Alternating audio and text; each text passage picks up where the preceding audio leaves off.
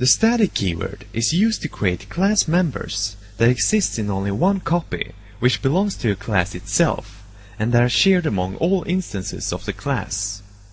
This is different from instance members, which are created as new copies for each new object. A static or class variable cannot be initialized inside of the class like an instance variable. Instead, it must be defined outside of the class declaration. This initialization will only take place once, and the static field will then remain initialized throughout the life of the application.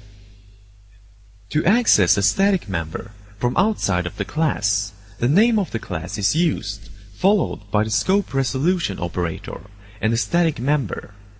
This means that we don't have to create an instance of the class in order to access static members. In addition to fields, methods can also be declared as static, in which case they too can be called without having to define an instance of the class. However, because the static method is not part of any instance, it cannot use any instance members.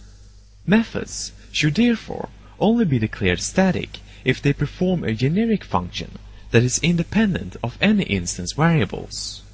Note that instance methods, in contrast to class methods, can use both static and instance members. Local variables inside of a function can also be declared as static to make the function remember the variable.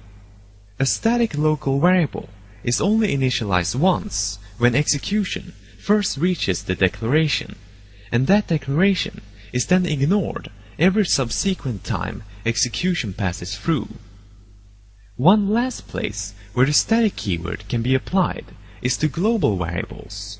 This will limit the accessibility of the variable to only this source file, and can therefore be used to help avoid naming conflicts.